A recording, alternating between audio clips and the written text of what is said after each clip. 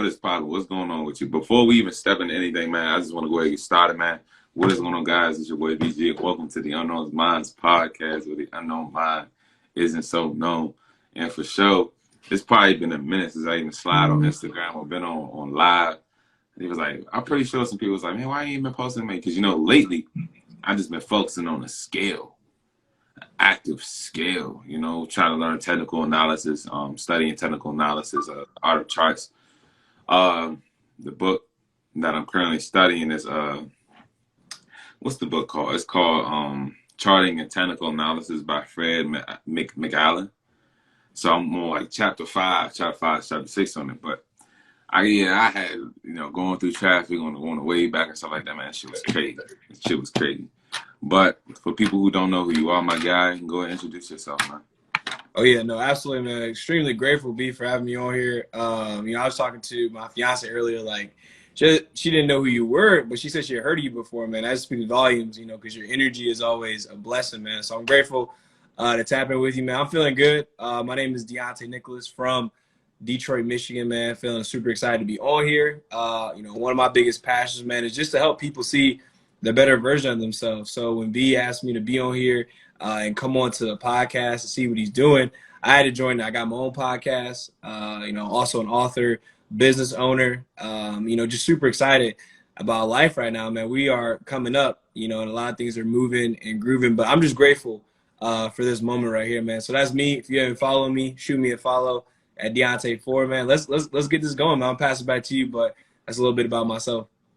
Yeah, I mean, you must be making some boss moves. Because showing up, he said book, he said author. I said, hold up, I didn't know that. You said author, and you said, hold up. You said, oh, you must be making some moves. You must be making some moves behind the scenes, my guy. And this is just a part of where I want to really be, this is the transparency part. Just tell us a little bit about your story so, people can understand that we all kind of like most of us came from like the same similar type of situation. This is just the transparency right here. This is the transparency part. So tell us a little bit about your story. Absolutely, man. My story. So I originally grew up in Columbus, Ohio. So I'm a Midwest kid, born and raised, single mom, 3 brothers. I didn't know my dad until I was about 10 years old, man. So I really didn't have that, fatherhood in my life growing up. So my mom played both roles. She was my mom and the dad. The biggest thing she did for me, though, was she got me in football when I was in 4th grade. So I've been an athlete my whole life. I played football since, that's like the sport I can remember that I first played. I wasn't really good at all. I couldn't even afford to play. My mom actually the coach to go ahead and you good? Can you hear me? Yeah, my bad. I had a timer on my Instagram live of how long it went live, and it just kind of kicked me off. Like, oh damn, I forgot. Oh, okay. No, I got you. That's all good. Can you hear me now? Yeah, we straight. We straight. Good. Okay, yeah. So I think the last thing I was saying was just my mom didn't have the money to get me started in football, but by the grace of God, the coach actually went ahead and said, we'll go ahead and pay for you. And ever since then, man, I've just been playing ball. Went through a lot as a kid, man. Grew up on food stamps, Section 8 housing. So, pretty much saw my mom struggle a lot, worked multiple jobs, seen her do all that stuff. Obviously, I'm the second oldest. So my 3 brothers, watched all them play sports, seen all them do what they do, in life. And just growing up as a young, Black kid in America, you start to see a lot of different things, going from born in the projects in that neighborhood. And my mom moved us out to the suburbs. So I've been in there for most of my life. Then when I got to high school, man, I found a talent with football. Eventually got scouted by some colleges in the area, went to play football at Wayne State. Went there, man, wasn't known. Wasn't really, the highly touted guy. I really had to work my way from the bottom. Just, kept working, man. Just really didn't care what people thought about me or, my, story. I just kept pushing, man. I wanted to be great. That's really what it stemmed from. A lot of late hours, working out, a lot of late hours in the library, going to college. First, one of the first people in my family to go to college and graduate. So I did that. Actually got a master's degree as well too, man, because I suffered a lot of injuries in football. I'm a solid built dude, but it's some heavy people in college football, man. So I suffered 3 injuries within the matter of about 6 months when I was in college. Shoulder injuries, man, messed me all the way up. but I just kept going. I just didn't quit. So that was one of the biggest things that happened to me. It was funny too, because everyone was like, he's going to stop, he's probably done, but I just kept coming back. Eventually finished out in 2019. It was my last season. Then after that, man, my whole life changed. I was going to start working a job and just get into, work field and just continue to, pursue dreams and goals that I have for myself. So I was a little kid, just wanted to buy my mom a pink Escalade, wanted to travel the world, all those different things. So I was starting to get working on that. But I actually had a scout call me from the NFL to actually want me to go and work out and take my talents to see if I could play in the NFL. So that was like my childhood dream, man. So that was really big. I was really thinking about pursuing it, and I did, man. I worked out for about 8 weeks, 4 days out of the week, training at high levels, man, just trying to figure out my route, my opportunity that I could pursue. Then, once COVID happened, I know a lot of people were shifted by it. The way I was shifted by it was that every gym was shut down in the state of Michigan. So I didn't get a chance to do a pro day. And if you don't know what a pro day is essentially where you work out, show how fast you are, how high you can jump, how strong you are, all that stuff. And it's scouts from the NFL, like the Lions, the Commanders, right? The Dolphins are watching you, and they're taking notes and seeing if you're good enough to play in the NFL. So I never got that chance.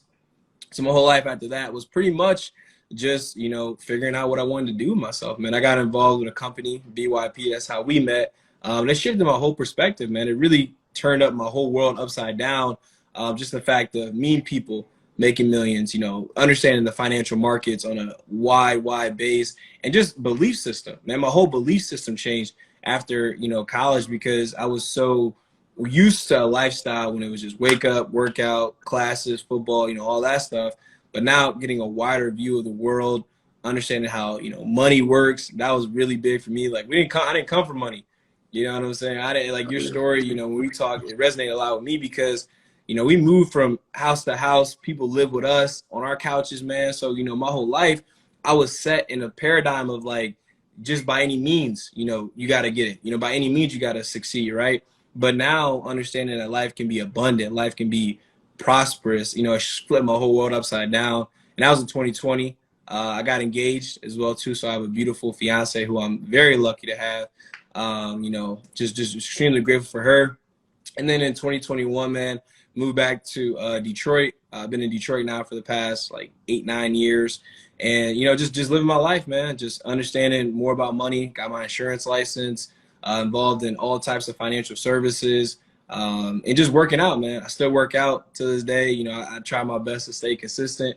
Those days, you don't want to work out. I was running today earlier as well too, man. So the biggest thing I've done, man, is just kept learning, just kept growing. I read a lot. I didn't read a lot when I was younger. I hated reading, but I found found a love for it, and I love digging in and learning. And I'm a thinker, man. I think a lot, and I wonder about my life and my legacy and a vision I have for myself, man. So my story is one that is unique.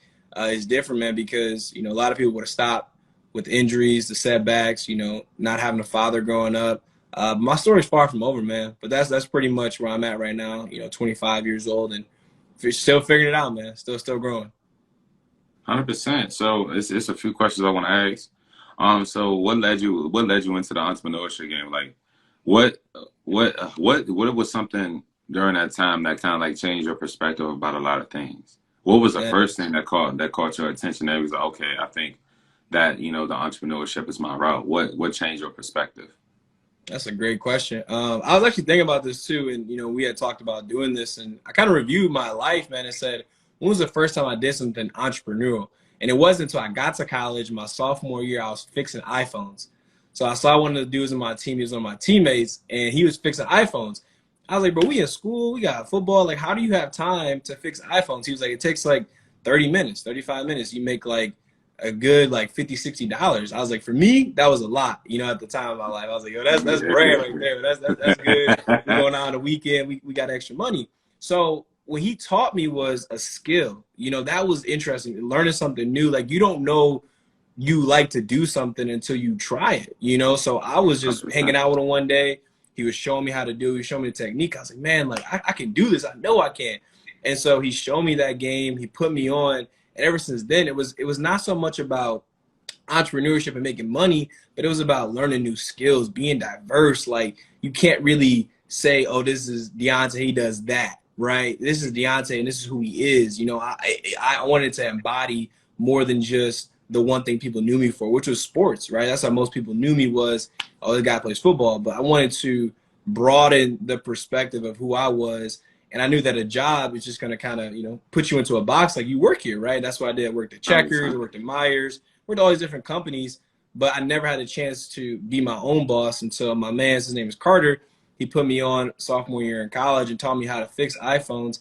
And then from there, it was just freedom. That's really what it was, man. And I know you can agree with it, just that freedom aspect of saying, I can control my money, I can control my time. Dude, I was addicted. Like, I just became addicted after that. And I always will be, because now I can teach my kids that. You know, I don't have any kids right now, but I can teach my brothers that. I can teach my fiance. You feel what I'm saying? Like, it was that freedom that I got from it. And just to fit off some things that you said, I always tell a lot of people this all the time, is that when you want something, you have to know your own personal definition of what you want, right? And what I mean by that is when someone says, I want money or I want to be wealthy, you have to figure out what your definition of it is, because someone's definition of what wealthy is to them is what drives them. So what is your definition of being wealthy means to you? So it'll drive you. Mm-hmm. Because a lot of people, they put themselves into this space, whereas they follow what someone else's meaning of it. Like, someone else's meaning of wealth could be meaning like money, cars, clothes, and hoes. You know what I'm saying? Money, cars, clothes, hoes. You know what I'm saying? That could be their definition of wealth. And then someone else's definition of wealth or success in per se would be my success or my wealth is determined on how many people that I can impact. Right? Mm-hmm. That's my definition of it. So it's like, if I'm trying to follow someone else's definition of what wealth is, that could be their happiness, but it's not my happiness specifically.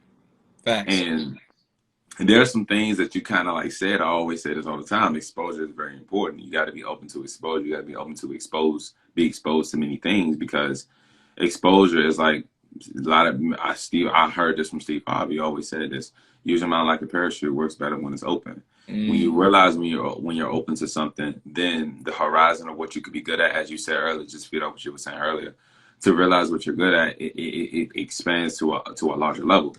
So now you're not placed in that type of box anymore, as you said, because now that box turned into a bigger box. Now you got more stuff to be thrown in. You're not only this, but you're this with this in it. So it's like, and then as you were saying, it's like increasing that box is like you're increasing your own identity. And that's the whole purpose of it. You're trying to increase your identity. You're trying to know who you are and what your purpose is and what factor you play in this game of life that we're all playing. It's like everyone is in this game. You know what I'm saying? Some people choose to be in it and some people choose not to be. And sometimes in our lives, we have to learn how to be more risk takers. I always say this a million times before. I think one of my homies is in it now. We were chopping up about it a while back. A few days ago, and I was saying that the riskiest people have the most larger success, because the riskier the choice is, the higher the success will be. Mm-hmm. And if you're not a person that's willing to jump off the cliff, I mean, sometimes it's kind of crazy. Sometimes it be a little scary. Sometimes it can bring off that anxiety, but it's like you have to be that person that's willing to. You have to take a jump, otherwise. Mm-hmm. You'll be stagnant. You'll feel stagnant, and it's a lot that I can like go into that, and even talking about consciousness. I really want to talk about the subconscious mind, because I think we were chopping up about it before. Yes, and absolutely. I was like, yo, we need to kind of like talk about this a little bit. And now, my personal beliefs are, and the best way for me to explain is that when you expand your level of consciousness, your language changes. What I mean by that is specifically is if you're a person of poverty and then you're transitioning to a wealth consciousness, then your language changes of how you speak. So now the people who are still in the old consciousness of poverty-like consciousness won't be able to understand your level of consciousness or the wealth consciousness, because they haven't gotten a chance to transition themselves into that position. So like, a person that's in poverty won't understand Bitcoin, won't understand Ethereum. That's what wealth talks. The wealthy people talk about stocks. It's different. Yeah, it's different. So it's like they haven't gotten a chance to expand their level of consciousness. And when you get to that level, in that expansion of consciousness, you can't go back to who you were before. Oh no, There's just no way in hell, there's no way in hell you can do that to yourself, because that's you're giving yourself, you're treating yourself a disservice, honestly. So now, so throughout your journey, how much have your level of consciousness changed? What were some things that you've learned along the way that expanded your consciousness as far as the financial industry and the wealth mindset? Well, I think the biggest thing is that I didn't even know what consciousness was, right? All I heard growing up was like conscious or God. I was raised as very Christian growing up. I went to church every Sunday. Mom had us dressing up every single Sunday, no matter what. I didn't even like going to church, but I was always there. So my impression of consciousness was like God talking to me. And I watched a very enlightening video. I forget the author's name, but he talked about God is consciousness, right? And being aware of what God is saying to you and how you can use that to elevate yourself. I think it was the biggest thing for me, because when I think about consciousness, I think about what the way I look at it is, you can only be what you're conscious of. Like you were saying, if you're wealthy and you believe that you're wealthy, that's what you're going to be. That's what you're going to act as, right? And if you're poor, that's the default. That's something you don't even have to choose. Like you're choosing to be wealthy, you're choosing to be successful, you're choosing to be great. But if you don't choose anything, then you automatically get the poverty, you automatically get less than, you attract the other side of it, right? So for me, my journey, man, in money and life, relationships, working out, it's creating that vision for yourself. You are the only thinker in your universe. Like the way you think about yourself is all created from inside. The way you think about your life right now is all created from within. The way you think about what's going on in other people's life is all created from your own mind. So what I realize is that my thoughts are things, right? That's one of my favorite poems. I actually have my fiance, she cut it out and put it into a portrait, and she gave it to me for Christmas. And it's so true, because when you think about something, that energy is going out in the world. It's fluid, right? You say something, you think something, you put energy out there, it always comes back to you in a different form, right? So for me in the financial industry, it was, I want to teach my people about money. I want to teach people about how it works, right? I want to teach people about how to think better of themselves, how to form habits, how to elevate themselves. And you know what it did for me is it always brought it back to me. When I wake up, I'm thinking, man, I got to do my habits, right? I got to get my routine. We talk about rising routine. We talk about night routine. We talk about your business routine. You talk about working out routines, and you hear the word routine so much, but the biggest thing is that that's subconscious training, right? And what you do subconsciously, right, that comes from the conscious thoughts that you have. So if you consciously say, I'm going to go on a 90-day sprint to change my life, I'm going to wake up earlier, I'm going to work out every day, I'm going to eat right, that 90-day sprint will create a subconscious habit in your life, and you won't even have to think about it. You'll just wake up and get straight to it. You'll automatically, automate yourself, right? And I think the biggest thing is that we do is that we don't push ourselves enough, right? We allow ourselves to just take our default programming that our parents gave us, society gave us, friends gave us, and say, you know what, this is who I am, right? Instead of reinventing ourselves, casting a new vision and saying, I'm going to be that now, right? I'm going to change my life and become that, and take a different road. So for me, consciousness is really just about creating a vision for yourself and giving yourself that push, right? That energy to say, man, I'm gonna make this happen. And a sense of urgency, right? Like we know that life can be, you know what, hey, you'll get to it at some point. You want to make $1 million, you'll get to it at some point. But saying that what you believe today, what you believe now about yourself is the starting point to you actually manifesting and creating that. And a lot of people talk about manifestation, talk about, creating and growing ourselves. But I think for me in my life, what I experience is that the thoughts and relationships, everything I have is no coincidence, right? Everything that's happening to me now is because at one point I thought about it and now it's here. So long story short, man, consciousness is something that you can't really define, right? It's different for everybody, but we all have the power to, create, impregnate thoughts in our mind and allow ourselves to create a new vision for our life, no matter where we come from. And then now to feed off what you were saying, and then for one, to summarize that in one sentence short, thoughts become things. Thoughts become things, right? And then to put people on, watch this movie, The Secret. That they talk about that a lot. It's on Netflix. It's called The Secret. It has Bob Proctor, a lot of philosophers on there, and they talk about those same things. Thoughts become things. Thoughts become things, right? And to kind of like spiral into talking about the subconscious mind is also the subconscious mind is only fed by what you feed it. Absolutely. So we have to understand that we living in 3 environments every day, right? Or it could be 4, some maybe more, right?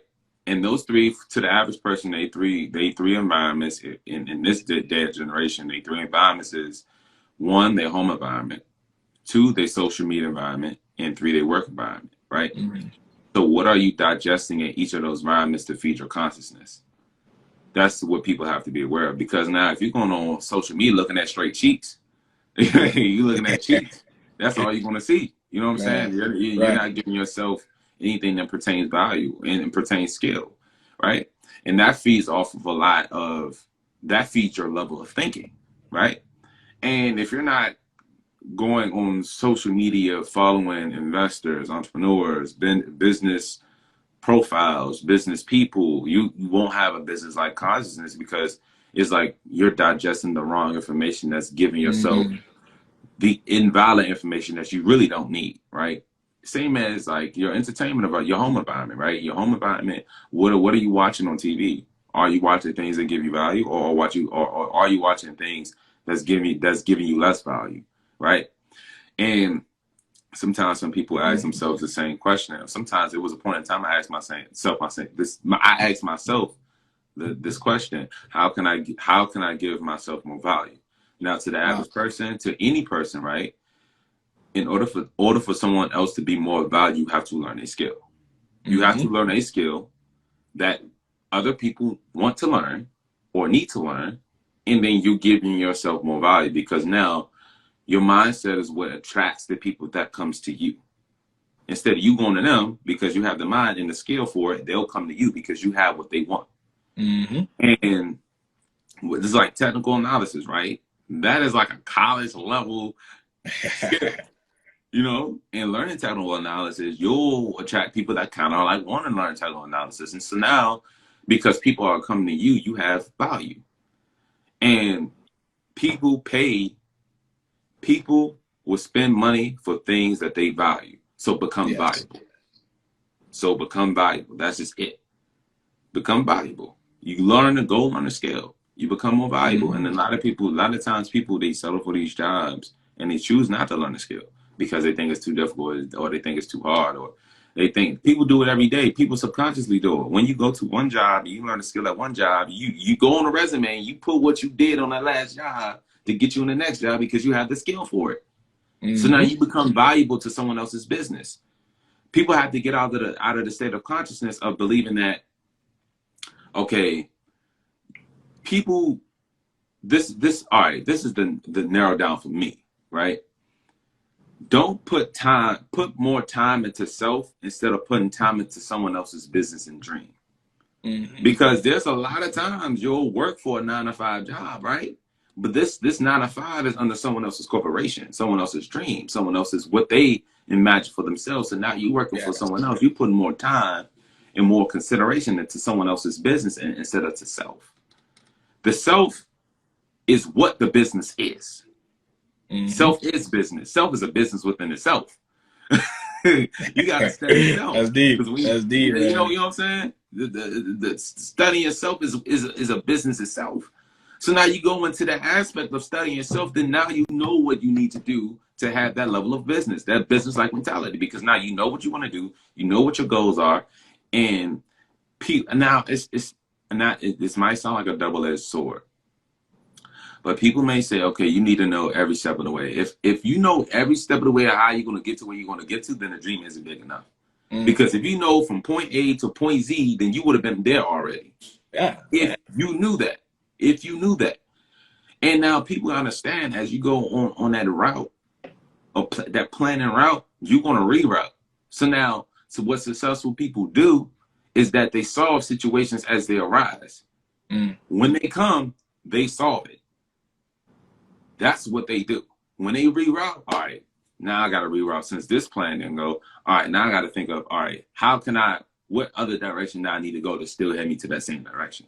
And the thing too is that they look at problems as opportunities and not roadblocks. I think that's the biggest difference between successful people and people that seem like failures. Nobody fails, right? Because you have another day to live, so you can always come back and give yourself a new opportunity. But I think what people that are successful do is that, and you see a problem, like one of my goals, right, was I want to start working out every day, twice a day.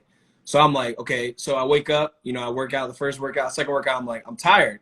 I don't feel like working out, right? That's a problem, okay, because I want to do something, but there's a roadblock, my fatigue, my mindset, whatever it is, right? But that's an opportunity now, because when I do go work out, now that's part of the story, right? And you get excited about the problem and the challenge versus feeling like, dang, I don't know if I can do it. And you were talking about something earlier about self is a business. Now, that's so true, because your self-image, right, is going to determine how much you're going to go after your goals, right? One of my mentors told me people only work to the level of their belief, right? So if you believe you can make 100,000 a year, that's how hard you're going to work. If you believe you can make 100 million in a year, that's how hard you're going to work, right? So you see that there's a difference between your belief level and your work ethic. No, actually, they're the same. Because if you believe that you can do something, you're going to work to that capacity. You're not going to work an inch past it. Because if you don't believe you can do it, then you're not even going to start that journey. Now that's true. That's 100% true. I 100% agree. But at the same token, you got to be surrounded by like-minded individuals that already have that. Now, you don't know you can make 100 mil until you hang around people that's making 100 mil. Right. That's just a bold fact, right? If you're around individuals, if you want to become wealthy, and the people that you're around aren't wealthy, it's like having a batch of apples. You have 6 apples, and the 7th one is rotten. Guess what? That 7th apple that's rotten is going to rotten all 6 of those apples. Mm-hmm. That's just what it is. So now you got to hang around people that has the same like-minded mindset as yourself, that's doing more than you, that has more than you, and then because naturally, us humans, we have mirror neurons, and what mirror neurons is, we copy what someone else is doing. You're naturally adjust to the habits and the attitudes of someone else naturally by being around them a lot. You ever seen like you just randomly catch a habit from someone because you just be, or you ever seen how like you be around? I'm just gonna say it for example, right? Just to say you just wasn't a person that liked to wash dishes, right? Let's just say that, right? So you hang around about 3 or 4 people that wash dishes. 9 times out of 10, you keep watching them damn dishes. You're gonna be washing them damn dishes too. You're gonna be doing the same thing. You're gonna be doing the same thing that they're doing. And now people have level of consciousness, people have level of awareness, right? And this is the thing. There's a difference between having awareness, being active and proactive. Having awareness, and okay, it's a word I want to say. I just can't get off the tip of my tongue. But let me just break it down this way. People who have awareness only tells what the problem is, but don't have a solution. Mm-hmm. They'll tell you what is like, okay, we need more money. Or racism is happening. Or this, that, and the third. Okay, you telling the people, you're bringing the awareness up, but do you have the solution for that awareness?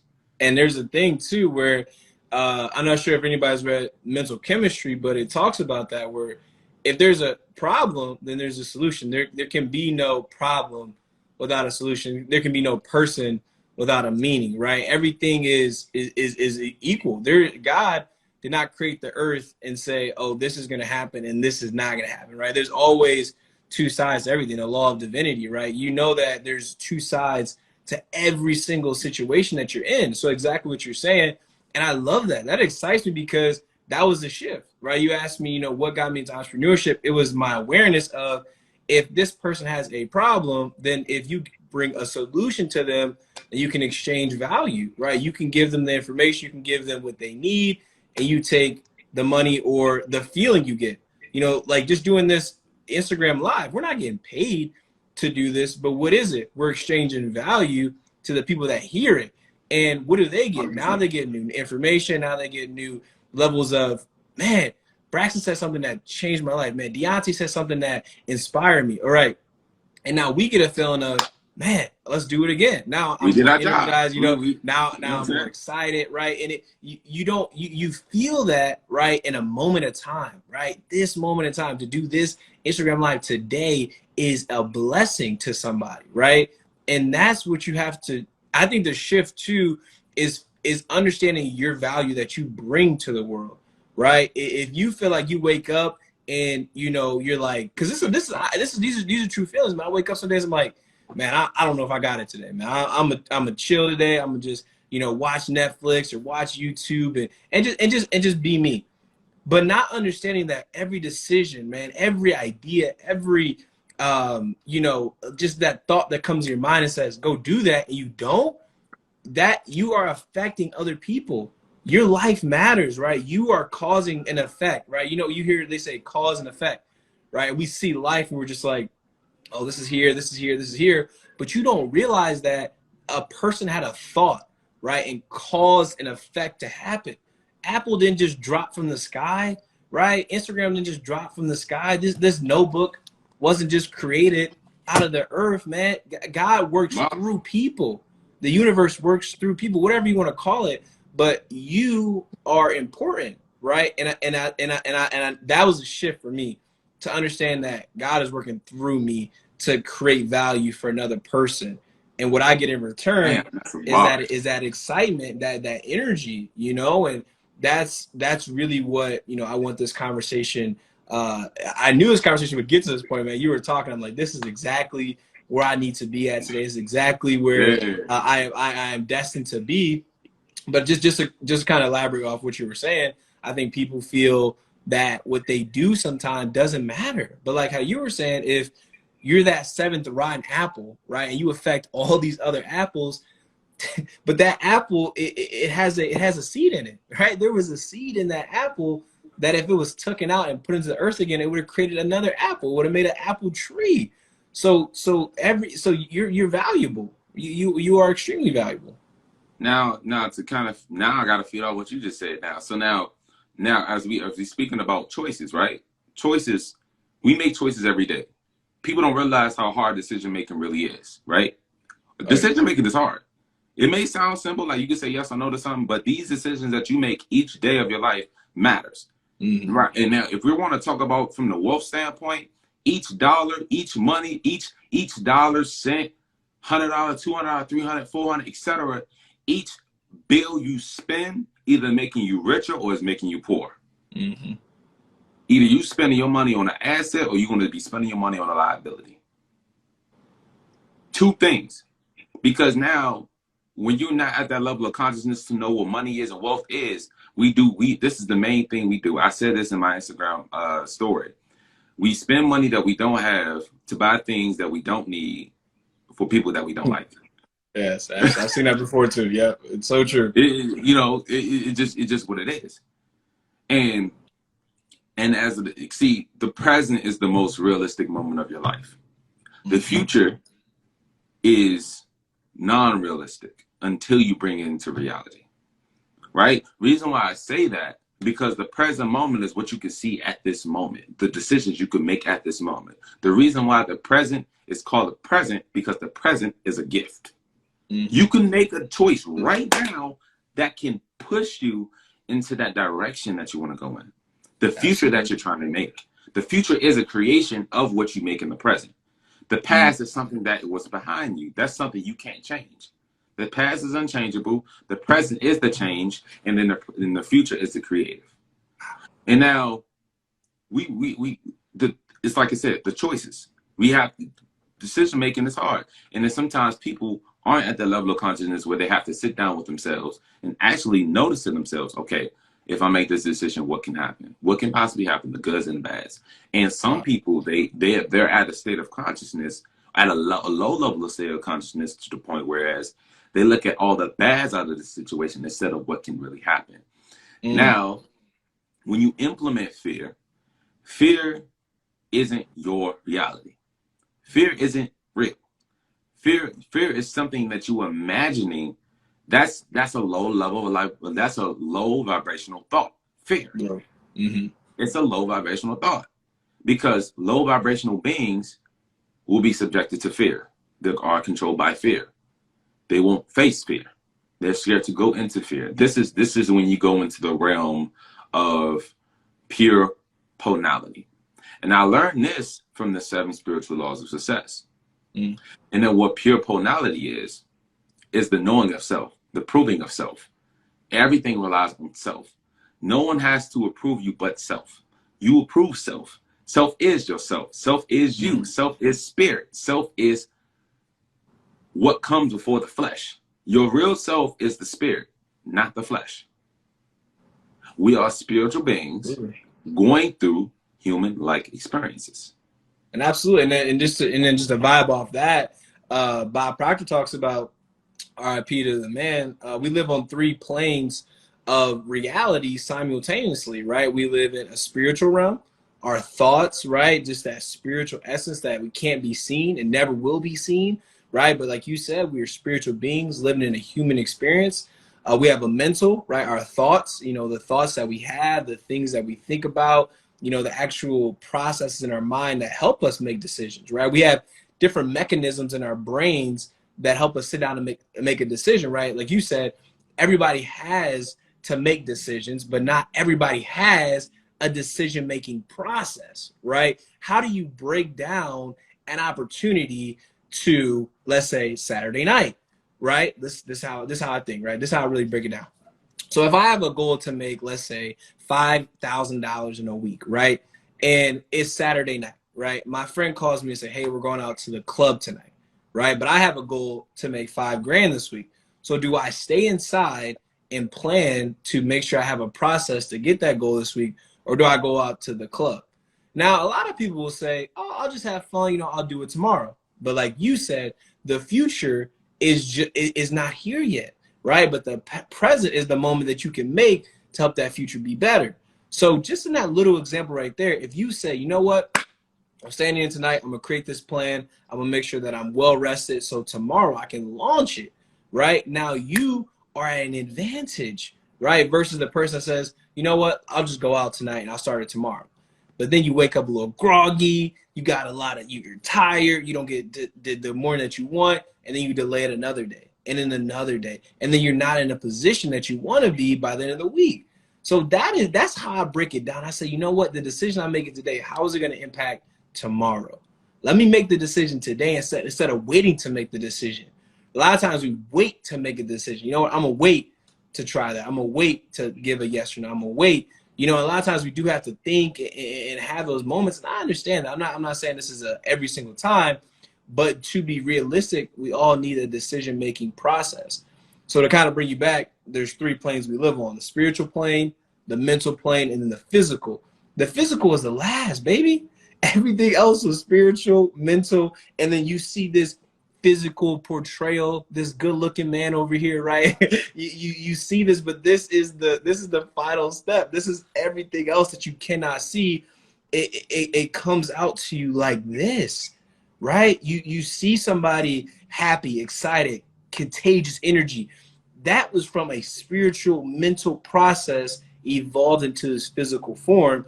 If you see somebody depressed, overweight, sluggish, low energy, that is not the physical you see. That is not the decision that was made. It was made a long time ago, spiritually, mentally, and then physically. You see the result of that whole process, man. And that once I learned that, I said, wow, let me get my spirit right, and everything else flows. 100%. And now you just keyed in from a thought that I said a while back, like a long time ago, right? The mouth reflects what the mind saying, and the mind reflects what the spirit is saying. So the transparency of the thoughts that's accumulating in your mind is solely how the spirit feels. Your mouth, they always say the light, you speak life and death with the power of the tongue. The tongue speaks life and death. And listen, my mom is actually listening to us right now. She's her name on Instagram is CC11Life. She said that to me every single day growing up, man. I got to shout out to Queen, yo. She said that to me every day of my life, man. Just, how you doing, moms? You speak life and death with a power tongue. But go ahead, man. That was just, you Yeah, know, that's what I was raised on. that's basically what it is. And a lot of people don't understand that there's a spiritual side to success. The spiritual side, that every day when you go into your mind and you talk to yourself, you're talking to your higher consciousness. Mm-hmm. That's what I started realizing, because it was some decisions that I was thinking about doing. I was like, all right, I was sitting there, I'm literally having a one-on-one conversation in my mind. Like in my mind, I'm like, yo, I really am talking to my own consciousness. And now your consciousness will tell you, literally will tell you the opposite of what you're saying. That's how you know you're speaking to that consciousness. Yo, you might say, okay, I want to eat this cake, but nah, I'm gonna need to eat this broccoli. That's your higher consciousness talking to you. And now a lot of us don't understand that your consciousness is a lot louder than you think, but you got on a different pair of headphones listening to someone else's music. Your consciousness is a lot louder. It's a lot louder than you think. But you're listening to someone else's consciousness. You're listening to music of someone else. And nothing is more powerful than your own state of consciousness, because your consciousness is like sitting. Your consciousness is literally the higher version of you sitting in a movie theater, kicking their feet up, eating popcorn, watching the movie of what the choices that you're doing, watching and see how that movie is going to play out. Think of it. Your lens right now, everything you're seeing right now, your brain, your higher self is sitting in the movie chairs, looking at the decisions that you're making, trying to see what decisions or how this movie is going to end. The higher you, just sitting there eating popcorn. I wonder, is he going to do this? He's sitting there just watching it. Oh, come on. And then he's literally spoiling the movie for you. No, you need to do this. You need to do this. Right. And you're not doing that. And he was like, damn, I thought I was right. I thought he was going to do that, because now your higher self knows how the movie's going to end, but the choices that you're making contradicting what your higher self is predicting the movie should be. That's what it is. Absolutely. Does that make sense? No, absolutely, man. And you know what it is? It's so funny too. I think a lot of times people like drama, you know, like movies that are dramatic. Like, one of my favorite shows I like to watch on Netflix is called Grey's Anatomy. And the reason I like it is because the reason I like it, is because there's so much drama. Like, you think things are going well, some happens, right? You know, things are going well, some happens. I think humans were naturally attracted to drama. Like, we like talking about things that go sideways. Like, it's just natural. You connect with people quicker on a negative topic. Think about it, right? Oh, it's raining outside. Damn, weather sucks. Yeah, weather sucks. I hate when it rains. You can instantly connect with somebody. You go work out together with somebody. Man, my back, my arms hurt. You feel that too? Instantly connect, right? Like, you go to class, somebody, you probably hooked up with your best friend in class. Bro, that teacher whack. Bro, I don't even like that teacher. You like, oh, I don't like her either. And then y'all it's more likely, it's more stronger, that negative energy with people, because that's just our human form, right? We're a physical form. It's easier to be negative than positive, right? That negative energy 100%. Spreads faster. So the reality is that, looking at yourself through that higher lens, it's always a conversation. And my biggest struggle, I'll be transparent, is waking up in the morning. Because when I'm go to bed at night and I'm like, man, wake up tomorrow, get my routine going, I'm gonna have an excellent day. We all think that, right? But when we wake up, this is the conversation that happens in my head. Okay, 6 a.m., boom, all right, let's get up. But you're still tired, so 10 more minutes. But if I get up now, I get in my routine. But if you get up now, you're gonna be tired, you ain't gonna wanna do it, and then you're thinking, and you have, we have abundant energy in our life, right? But the energy can be knocked down by your thinking of, your process, right? I'm going to go do this, but I don't want to do that because this. And then if I do this, this is going to happen. So I'm laying down. I'm just thinking. And guess what happens? 10 more minutes, right? And another 15 minutes, another 10 minutes. And then what does it spiral into? An hour later, you're like, man, I should have got up. Now this person calling me. Now I got to do this. That's that conversation, right? Because when you do get up and you win that first conversation of the day, like, hey, devil, you tried me today, but you ain't got me today, right? I'm getting up. Brother, you try to fool me about 5-6 times. Right, you got me a couple times, but fool me once, shame on me. Fool me twice, shame on you, because you ain't gonna give me the second time. You know what I'm saying? And you get into your morning, you get into your day, and you're just like, man, I'm so glad that I did that. And then, you know, the trick is to just stay consistent. You know what I mean? That's the game. That's the name of the game. Just be consistent, and honestly persistent. You know, keep looking at that goal, keep looking at what you want, because the reality is the only time people fall off when they're with their consistency is they're just not excited. They're not going after something. If you're not going after something, it's easy to hit snooze, right? Some days I forget what my goals are, right? Some days I forget the generational wealth I want to leave my family. So I hit snooze, right? But when I don't hit it and I get up right away, man, oh, I'm on fire. Man, that day is exciting. That day excels. So I think when you were saying about watching yourself like a movie theater, it's really like those books you used to read where you can like pick a way that the book goes, like you're reading it, you're like, irony, this way. irony. That's irony. Right. Like, you know what's gonna happen, but the character don't know what's gonna happen. Exactly. You know, like, yo, please don't do that. And he be like, damn, he done did it. Right. Yeah. Oh, and I think off what you were saying earlier about like you know, people, you know, feeling sick because it's so easy to feel negative. Really, some people, to certain people, it's easy for them to feel negative because they don't know their own consciousness. mm-hmm. When you don't know your own consciousness, you're listening to someone else's consciousness. Think about that. Because it's like, if you know self, if you know who you are, if you know this is you're going to make, if you know how you feel, then you wouldn't be subjective to someone else's how they feel. Because you have your own barrier of energy. So anything that steps in it, you're rejected because you know what energy that you portray and you give out to the world. So if someone else is coming to you being negative, right, you'll brush it off like, oh, all right, that's cool. Well, I'm going to still go about my day the way I'm going to go about it because I generate my own energy. I'm generating that energy that I want to give out to the world. Because now when you learn and understand energy, then you know that if I lower my vibration, if I lower my energy, if I lower my attitude, this attitude at this particular moment could affect me years from now. Wow. If I stay this way.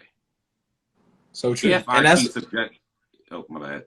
Oh no, so I was just gonna say I watched a video today. It was Snoop Dogg, and he was explaining his journey to become successful. And he was saying that your energy, right, when you start off with people, you're here, right? You say, hey, you know, me and my guys, you know, me and my team are gonna start a business together. And then you keep learning and you keep excelling, you keep raising your level of consciousness, you keep, you know, learning new skills, and you get up here, right? And these people are like, you know, we're still down here and you're up here now. But the trick is that most people, what they do is they come back down to where their people are, where their friends are, the people that they started with. They say, I'm loyal. I want to be with my friends. My friends are always going to be my friends. But the revelation is when you get up here, you have to keep going. These people, if they're really your friends, if they're really committed to the goals and dreams they have, they're going to meet you, right? Because everything is on a frequency, right? We're all vibrating on different frequencies, right? We're all alive. We're all here in the flesh, but we all have a different level of energy, a different level of, you know, I'm excited. I'm a higher frequency. You know, when music is louder, it has a higher frequency. When it's lower, it's a low frequency. So a lot of times we start out with people here and we start learning, we become successful, and we start growing, and our friends are still down here. But check this out. There's always going to be more people on that energy level. When you get up here, there's going to be other people that are going to be at the same level that want to get to the next level with you, right? But we are tempted to come back down, like you were saying, when the negativity is bringing us back down. But when you, and I was watching another video on TikTok, and it was this guy, it was like me and you talking, right? And he was like, hey, let's go to the gym. He's like, I don't feel like going. And his friend was like, man, I don't feel like going either, man. You know, my body's feeling kind of sore. The guy was playing video games, and he was like, yeah, I ain't going. But then the other dude was like, all right, I'm gonna head out. I'm about to go. He was like, but you just said you don't want to go. He was like, well, just because I said I don't want to go, that doesn't mean I'm not going. I made a decision. I set out. I got disciplined. I'm still gonna go to the gym. The other dude was like, but like you said you didn't want to go. He's like, but that doesn't matter. When you are committed and you make a decision to go do something, you have to remember the feeling you're gonna have once you do what you set out to do, right? Like when I was running today before I got on here, I ran 1.5 miles. I knew I did not feel like running, but I knew once I was done, the feeling I get after I'm done with that activity is amazing. And I can't get it sitting on the couch, right? I gotta go do it. It's the same thing with business, right? You know the feeling you get when you go out and are service and you're helping somebody learn, and you see somebody turn that light bulb on and they learn something from you, and now they're activated. Now they can go out and help their family, help their friends. You know, that feeling is great, but you know that you got to go do something that you don't want to do, which is probably get up, get dressed, brush your teeth, get prepared. You know, you got to do all these different things, but you know that the feeling is worth it. So I think sometimes we forget the feeling that we're going to get once we go do the activity that we need to do. 100%. And it's not a few like you're saying. It's so hard to do the right thing, but it's so easy to do the wrong thing. Mm-hmm. It's so easy. Like, it's so easy to say, fuck it, I don't want to do it. It is so easy to say, okay, I want to stay in bed, because it takes no effort. No effort. It takes no effort. And listen, I gotta challenge you on that, man. I think it takes effort to not do something. Check this out. I was listening to Grant Cardone. It messed me up too, right? It messed me up. But it takes mental effort to sit down and come up with an excuse as to why you're not going to go do it. That actually takes mental effort to convince yourself, man, I'm going to go out and let's say I'm going to go run. I just use running because that's what I do. I'm going to go run a mile. It takes mental effort to tell yourself, I'm tired. I don't want to do it. I don't know where my shoes are. I don't know my running clothes. I think they're dirty. You have to go through a mental process and use your mental energy to convince yourself that that excuse is more valuable than actually going out and doing the thing that you're thinking about going to do. So I believe that there's effort either way, but the thing is that there's going to be pain, right? There's going to be pain as you decide what you're going to do, right? Like, as you decide to say, I'm not going to go do it. The pain is your body is going to feel that. You're not going to be as well in shape. But the thing is, if you do go run, you're going to be in pain while you're running, right? But you're going to get a reward. You're going to feel better. You're going to feel more in shape. You're going to feel like you're going. So I challenge you on that one. I think that it does take effort to not do something, which is crazy. That's facts. It takes challenge, but the reason why I say it could take least effort too, because you can literally think of an excuse just like that. Oh, yeah. Compared to trying to do something, right? You literally gotta literally go through a whole process of trying to get that done. Like, God damn, do I really want to do? Now you're contemplating, because it's so hard, because it takes longer to really get yourself. It's like, I believe when you have a set intention of why you do something, your intention is what's going to decide for you. Mm-hmm. Your primary intentions of why you did it in the first place is going to literally decide the overall choice of the decision that you want to make, or you have to make. It's the intention behind it. You can't meditate without an intention. You can't have a goal without an intention. Intentions is like, when you have a set direction, then you know the intent of where you're going. Because nobody want to just have no money, just throw it out in the street just because. I mean, because you have an intent to use your money. Right. You have money for a reason. You want to use it for a reason, right? You wouldn't just have money and just go on the street and just throw money. Same thing. You wouldn't set goals and just to be setting goals just because you want to set goals. Okay? Because if you have certain goals, you're setting those goals because you want to go in a certain direction. And now, when you don't have an intention, then you don't have goals. You just setting anything random. You know? And now you don't have no direction. And in other words, is used with intention is your purpose. You know, why are you doing what you're doing? And I think a lot of times we just want the goal, which is great because the goal gives you direction, right? The goal is that energy that excites you. Like, you know what? This is my goal for the month. I'm going to go this direction, right? I think purpose is that gas that fuels you up on that journey, right? You have to have the purpose to say, I'm doing this because I want to shift the generational wealth in my family. That's my mindset, right? In my family now, we have a great network in my family of people that are thinking differently about our life and our generations to come, right? That wasn't necessarily the plan because, you know, generations before me, nothing against them, but they didn't set out a plan to make sure that the next generations after us are set up. So that brunt, right? But I think of it as opportunity to now shift the generations that come after me. A lot of people think about, man, you know, my parents didn't give me millions of dollars, or I didn't have everything when I was growing up. You know what?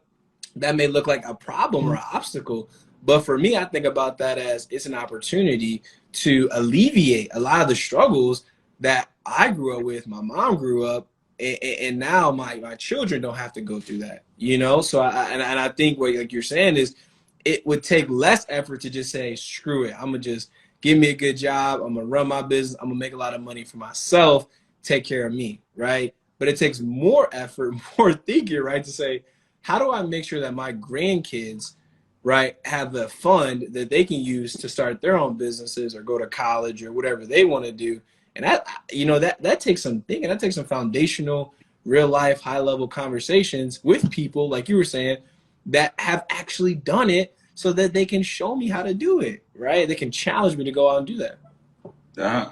Absolutely, absolutely. And I want to say this.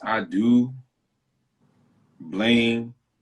I don't blame the older generation of certain choices, but then I do at the same time. Why? Because now, back then, they had the lack of education. Education wasn't as easy accessible as it is now.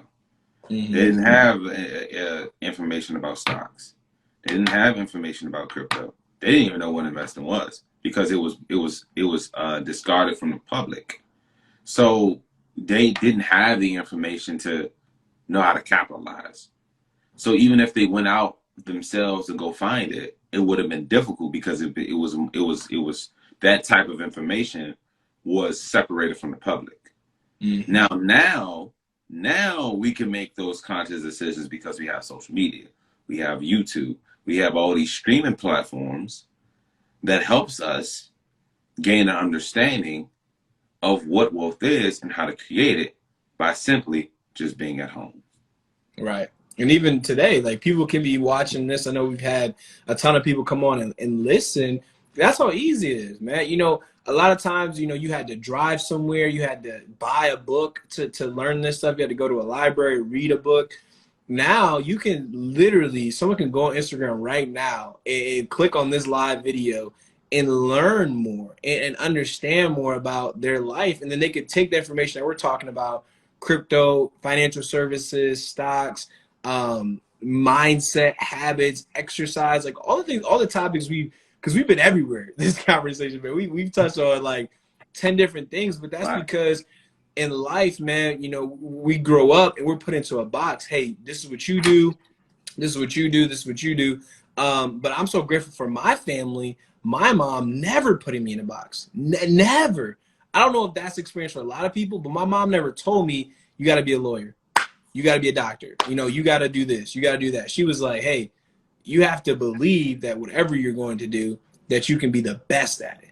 That was the psychology I got growing up. So my decisions aren't based off of my mom or my dad told me to do this. My psychology is based off of whatever I do it with my heart, do it to the best of my abilities, and then the results will follow, right? So that is the intention that you have to set for yourself. You have to change your intention from how much money can I make, you know, how famous can I be, you know, how much attention can I get, to, you know, what I'm gonna am start I another going? live. I'm gonna start another live so we can extend it a little more because it's like 13 seconds left. Okay, got you. Yeah, It provides a lot of value, bro. I don't mind extending this extra 20, 30 minutes. yeah. You, No, hey, actually, man, no, you smoking it out though. yeah, You no, smoking it out though. yeah, no, this has been great, man. We can yeah, we can end it here. We can come back on another time too. I didn't want to make sure, you know, respect everybody's time, and also time we can, you know, be going long on these. I didn't know if you had any more questions for me, but no, I've definitely been having a great time. I'm extremely grateful, bro. Blessed to be Nah, on this so far. 100%. 100%, 100%. No, I mean, really, I had a conversation that was longer than this. I had a 2 hour conversation with somebody, hour and 50-minute, 40-minute conversation with somebody, hour and 30 minutes. So this ain't really nothing new to me, man. I think I always connect with good people because of the mindset that I have, man. Oh, hello, can you hear me? Yeah, I give you 100%. I was saying, Okay. what advice would you give to entrepreneurs? Oh man, really three things. I would say first thing, find a mentor. You get a job, you first got a manager, you got a boss, right? And they're instructing you on what to do. I think as entrepreneurship, the first thing you think is, I'm an entrepreneur, I got to get it on my own.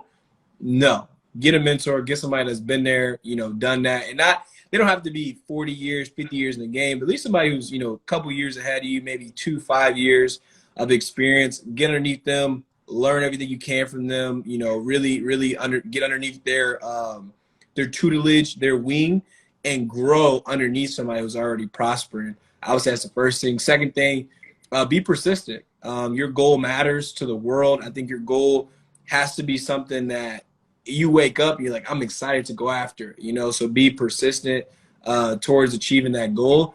And third, man, have fun with it. You know what I'm saying? Like Drizzy said, the moment I stop having fun with it, I'm done with it. So if you're not having fun, you're not gonna stop. I promise you're gonna stop. Like even if you are pursuing a business, like let's say financial services that I'm in, it may not be the sexiest business in the world. Do something outside that's fun, right? Like if you like to paint, like to work out, like to, do coding or something like that. Do the thing that you still love to do, right? Have fun with your life as you're building that business. I promise you, man. Like there's so many times, Braxton, I'm sure you can agree, where you're pushing to do a business and you get like stressed, or you get like, I gotta make this thing work, it's gotta look good. Like, that stress will get in your head and it'll play with you. 100%. So 100%. What I say is have fun, man, and enjoy life. Like we were talking about earlier, the past you can't change it. The future's not here yet. All you have is this present moment. All you have is right now. Right now, like every decision you make is going to pay for you long term. Your habits fund your lifestyle. Your mindset funds your habits, and your habits fund your lifestyle. Mm-hmm. Your habits come strictly from your mindset, what you've been digesting on a regular basis. So whatever you feed yourself, it's your habits play a factor in that. And if you're not giving yourself the proper education to put in time into learning that skill, then you always will be in the same situation you always will be in, because because your level of consciousness hasn't expanded. The only way you'll grow, you'll start to grow as an individual. My bad. Hold up. All right. Yeah. Brother. So the only way you'll grow as an individual until you expand your level of consciousness. Mm-hmm. People live in this world where they take a lot of risk but on the wrong things. And the reason why I say they take a lot of risk but on the wrong things, there's some people that will take a risk and they'll take a risk in lottery to making $100 million. And it's a skills out here you can make $100 million. You take your couple years. You'll real risk that, but instead of risking learning the skill, there's people that won't see the opportunities that you will see. You may take an opportunity that you may could see benefit you, and someone else can't see that. Mm-hmm. And I'm gonna let people know right now, it's not another person's job to see your vision. It's not another person's job to see your opportunity. It's not another person's job to make your choices. It's not another person's job to change your mindset. It's not another person's job to be creative, to be proactive, to make action, to do action. It's not another person's job. Nobody is going to come and save you. I had to learn that myself. And I'm starting to learn it gradually over the course of time, especially if you're doing things dealing with entrepreneurship. Nobody's not going to come here and tell you to get up 7 to 8 o'clock in the morning, or 6 o'clock in the morning, or 5 o'clock in the morning, 4 o'clock in the morning, whatever your schedule is, whatever's early to you. No one's not going to tell you to do that. No one's not going to tell you, okay, start working on your business unless you have a lover, unless you're in a relationship. But the thing is, even with lovers, right? Sometimes people love you so much that they believe that the choices that they think that are opportunities for them aren't for you. There will be friends, there will be family, there will be loved ones, there will be millions of people that will sit here and say, you know what, I don't think you should do this opportunity, or I don't believe this. You know what I'm saying? And they say that because they may feel that it's not for them, or they didn't have enough information about it, which is natural. You know what I'm saying? But if you see a vision into something, I think your intuition is stronger than any exterior thing outside of you. Absolutely. And I think the biggest thing too, just to add on to that, is that sometimes people want to start their own business, right? And they ask somebody who already has a career or has their own business. And you think about it like this: that person who started a business or started that career, They didn't ask you for approval when they started that. So why are you seeking approval from somebody else that started their business or started their career without asking you? So you have to get into this. This is the biggest thing I'm still working on it. Completely transparent. People pleasing and seeking approval from others before you take that first step. Because here's the thing, when you are talking to people about, hey, I want to do this business, and they say that doesn't work or you shouldn't do that, you have to reflect on your life and say, when that person started doing, let's say, real estate, or that person started doing mortgages, did they call you and ask you about their business? If they say no, why do you care what they say to you anyway? If you say yes, right, and they did ask you about the business, well, here's the trick. If you told them yes or no, they were still gonna do the business anyway. So you need to get into this mindset of fuck it, right? Fuck it, I'm gonna do it anyway, right? If that vision came in my head and I feel good about it and I can contribute to the world, fuck it. There is nothing that no one can say to you to deter you from going after the thing that you want. Because here's the reality. How many people probably said no to Jeff Bezos when he was starting Amazon, right? Think about Mark Zuckerberg starting Facebook, right? Think about to go throw it back. Think about like Tupac start rapping. How many people probably told me he was trash? Biggie. How many people told me, hey, you ain't gonna do that? You know what I'm saying? Like, you have to really think about the people that you look up to, that you aspire to be like, and say, how many people told that person no? How many people told that person that's not a good idea, right? Or that's not the right time to do that. But they did it anyway. So another thing I would say with entrepreneurship is just get started. Entrepreneurship is the one thing that you really can't project your reality onto another person, because you don't know what That's people are fact. capable of. We're all infinite. We're all a part of an infinite potentiality, right? There's infinite amount of ways to make money. There's infinite amount of ways to be successful. There are infinite amount of ways to be happy with your life. Just because one person wakes up and says, if you stretch and work out and read a book and, do affirmations in the mirror, that's how you become happy. That's that person's version of becoming happy in their reality. You could be doing nothing when you wake up and eat a banana, and you happier than everybody else in the world. Like, you really have to figure out what gets you energized.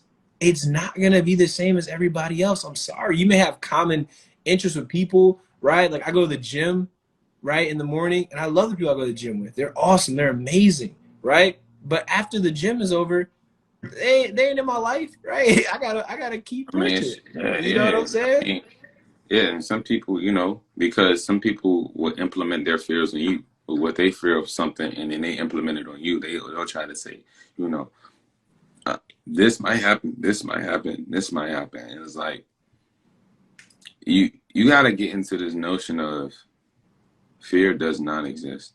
If you'll feel fear, you'll feel something, doesn't mean it's real. You'll feel that's an emotion. That's it. You see, we have a really strong nervous system. And our nervous system is what detects a lot of the energy. And this is when this is when our body feels energy. Sometimes your body is more conscious than your mind. When you know you're about to make a bad decision, you'll consciously feel it in your body before it even hits your mind. Your body will literally start trembling, and before your mind trying to process everything, but your mind will literally feel if something's bad for you, if something's good for you from just the feeling of it itself. Our bodies are physical manifestations of energy. That's why it can detect energy so easily. Mm-hmm. When you're not feeling good, if you're making money and you don't feel good about making money, feeling is a physical effect of the body, because your body doesn't want to do it, right? Because your body doesn't want to do it because you're not happy at what you're doing. It's not something that you don't see yourself doing. So your body is consciously telling you that, yo, this isn't a route for you. If you're literally at a job that you don't like and your body really feeling like, damn, I don't want to do this, then you got to be doing something else different. Or change your perspective, because perspective is everything. Absolutely. Absolutely. And I think, Bob Proctor talked about that too. He said that, your feeling is a conscious vibration of your awareness. Like, you really feel something because your body is aware of what's going on around us. Like millions of years ago, right, when people were in caves, there was a feeling of, if I go outside this cave, I'm going to get eaten by something that's bigger than me, right? That was a real fear. That was a, physical fight or flight. Like, I got to do something to protect myself. Now today we don't have that problem, but what is the problem that we have? Like you talked about, fear.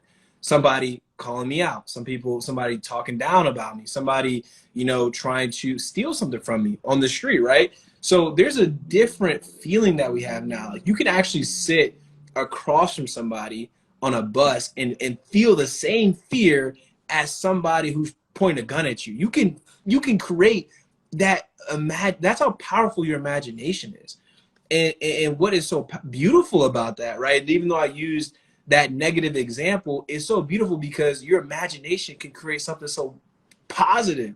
This person next to you could be your business partner that's going to help you get to the next level of life.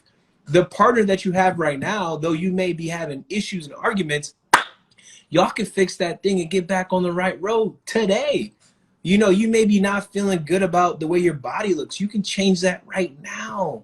You can envision yourself being in that state of physicality that you want. You can imagine yourself to be something that you aren't right now, just like you can imagine the fear or the negative or the ability to fall off of what you're doing. Like your imagination is the secret. That's the jewel. That's the essence of the spirit alive in you right now.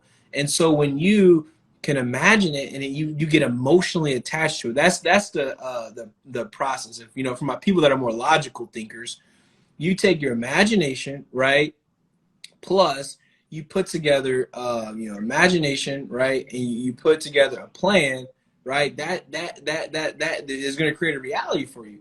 And here's the trick: the reality is not going to be like the imagination. I'm sorry, right? Your imagination is explosive. It's limitless, right?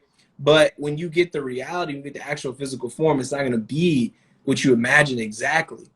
But it's going to be even better, right? Because you went through that process, that journey of attaining it. So now when you get it, you're going to be excited about it. But now your imagination is going to keep going. I'm sorry, right? The imagination is never going to be satisfied. That's a part of our human nature. We're never satisfied. There's you say, I want to make $10,000 this month. You make 10,000, your mindset is automatically going to start thinking, how can I do more? I want to make 20,000 now. You make 20,000 a month, you're going to think, how can I get to 50,000? You're just going to keep doing that, right? But what a lot of people may succumb to, like we talked about, right? You got friends making 2,000, you start making 10, and you feel bad for your friends, so you come back down so you can come down to 2. Come back down to 2, bro. Right? You start thinking in the 2 like mindset. Exactly. So you see what I'm saying is that imagination is powerful. That's your superpower right there.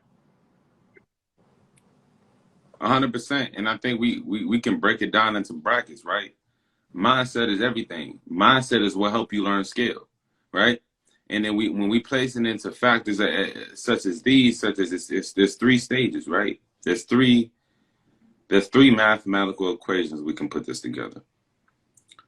A rich person with a poor mindset is still broke. A poor person with a poor mindset is still broke.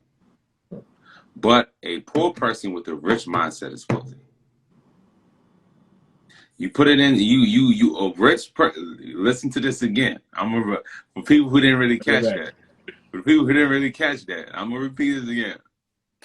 A rich person with a poor mindset is still broke. You could be the richest person on the planet, but if you have the poverty-like mindset, your money will be wasted on useless things. You're still living in a poor, broke mindset. Of course, a broke person with a broke mindset is going to always be broke, never have money.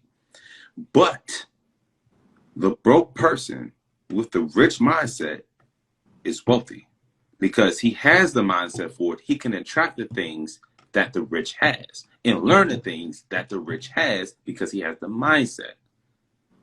The mind is everything. When you master mind, you can literally master any skill on this planet. Because you have the mind to fully master every skill you step yourself into.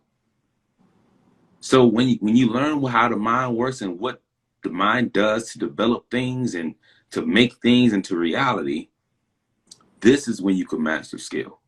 Absolutely, absolutely. And just going back to what you were saying, so just a real life example, something that we've been in together is BYP, right? Trading inside the financial markets with a technical analysis, and I didn't know anything about that, right? And when I actually first got started was December of 2018. So a long time ago now, thinking back, it's about 4 years ago, I didn't know anything, and my mind expanded to the point where I was making thousands of dollars in the market in seconds. That was not a reality for me, right, prior to that. But then when I got into it and I learned, I kept studying, and I adapted my mind to say, you can do more, right? Input equals output. If you can attain that level of consciousness and awareness that this has been going on for so long. So if this person over here can learn it and do it and get results, so can I. What one man can do, another man can do better.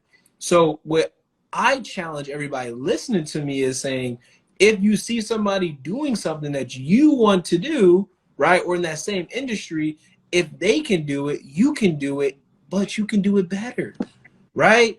Like Yahoo was big at one point, right? I actually have a Yahoo account, right? But I use Google way more now, right? But at one point, Yahoo was the main source of using for emails, right? But Google said we can do it better, right? There was there's so many restaurants. I think about like man, there's so many restaurants I used to go to in my life, right? Like McDonald's, right? There's McDonald's, okay? I used to go to McDonald's a lot, right? And then I realized, man, you know what? Chipotle, right? It's a restaurant just like McDonald's, but they're doing it better, right? They're at another level, right? They have Blockbuster, right? You could go to a Blockbuster, buy the CD, buy the DVD, right, and take it home and play it, and that was great. But Netflix said, we can bring it to you now. They did it, but they did it better. And there's going to be a better Netflix. There's going to be a restaurant better than Chipotle. There's going to be something better than Google in the future. But somebody has to do it. Somebody has to think, I can do that. I'm capable. And that's how this world keeps going. That's how the evolution happens. Somebody says they're doing that. Like, with your podcast, you're saying, I can do this. You probably saw somebody start a podcast. You listen to podcasts, and you're like, I can do that, but I'm going to do it better. I'm going to do it a little different, right? Or whatever word you want to use. But you have to, and this is the trick, you have to balance envy with being inspired, right? Because you see somebody doing something great, and the initial reaction is to be jealous, is to be envious. It's human nature. Don't feel bad about that, right? Don't feel bad that you're jealous of somebody being successful. It's human nature. We all do it. To say that you don't do it is a lie, and I don't associate with liars, right? So if you see somebody excelling, your first initial reaction is like, "Damn, I wish that was me," right? But what you need to do is teeter on the side of being inspired. If they can do it, man, watch how good I'm gonna do it when I get my shot. Right. I'm gonna do it way 10 times better. I'm gonna leave you off with this too, because we is gonna wrap things up in a little bit.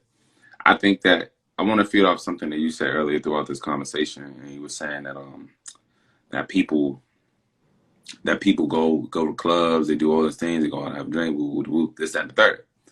I think some people they use the mechanism of clubbing and going out as a way of getting away from their real reality. Mm-hmm. They do that because they're not doing what they're supposed to do. They're substituting doing what they want to do instead of doing what they're supposed to do. They make doing what they want to do as a substitute of doing what they were supposed to do.